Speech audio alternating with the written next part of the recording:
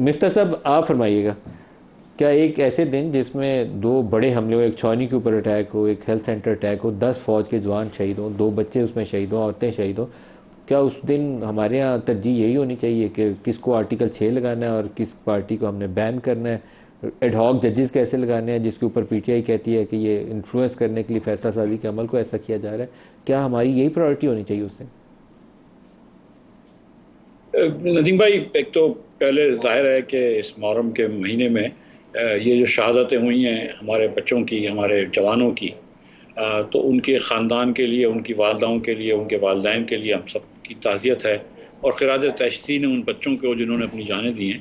اور ہم 1 لاکھ شہادتیں دے چکے ہیں اس مختلف آپریشنز میں اور مختلف حملوں میں، اور اللہ کرے کہ بس ہم ایک مرتبہ کو ایسی جامع منصوبہ بندی کریں کہ یہ آپریشن آخری آپریشن، اور اس کے بعد جو بھی اس کا آپریشن کا حل ہو اس کو ہم مینٹین کریں، اور یہ مزید یہ طالبان کی دہشت گردی اور دیگر اور دہشت گردیاں پاکستان میں ختم ہوں. پاکستان کی معیشت بھی آگے نہیں بڑھ سکتی اگر اس طرح کی متواتر حملے ہوتے رہیں پاکستان کی انسٹالمنٹس کے اوپر.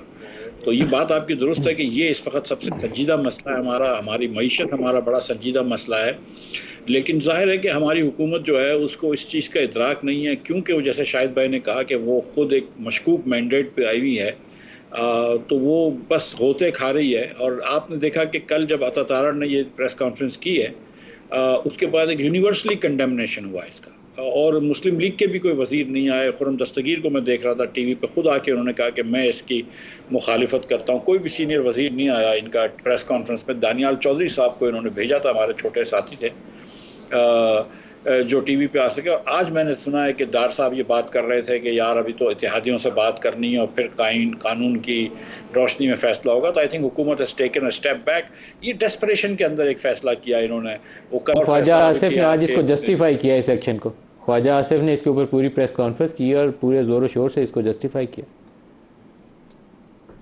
مطلب میں افسوس ہی کر سکتا ہوں. دیکھیں پھر جو کل جو بات آئی ہے سامنے کہ 4 ایڈ ہاک ججز اور ڈال رہے ہیں سپریم کورٹ کے اندر یہ مطلب جو حکومتیں ہیں ان کو تو ٹیمپریچر کم کر کے اور مفاہمت کی طرف جانا چاہیے، انتشار نہیں بڑھانا چاہیے. آپ کے خیال میں ڈھاک ججز کو ڈالنے کی کیا سائنس ہو سکتی ہے سر اس موقع کے اوپر؟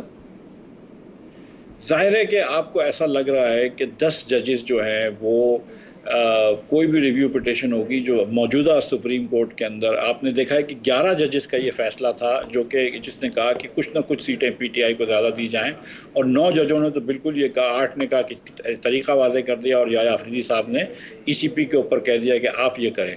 تو 9 ججز تو ایک طرف آپ کو نظر آ گئے، اور باقی جو دیگر ججز کو بھی ڈالیں. تو یہ بہت مشکل ہے حکومت کا کہ ریویو پٹیشن میں بھی کوئی آگے لے جائے یا پی ٹی آئی کو بین بھی کرے. اور اگر آپ 4 ایڈ ہاک ججز ڈالتے ہیں، میں نے سنا ہے کہ مقبول باقر صاحب نے بھی انکار کر دیا اس میں آنے سے، اور اگر 4 ججز آگے ڈالتے ہیں اور 11-10 کا ایک فیصلہ لے لیتے ہیں جس میں چاروں ایڈ ہاک ججز آپ کے ساتھ ہوں اور کسی پارٹی کو بین کرتے ہیں، تو دنیا آپ کے اوپر ہنسے گی.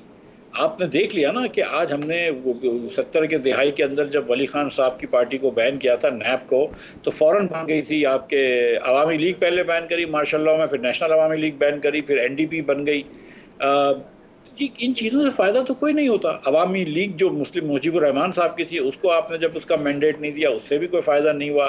پی ٹی آئی نے ٹی ایل پی کو بین کیا، آج ٹی ایل پی جو ہے وہ دھرنا کر رہی ہے.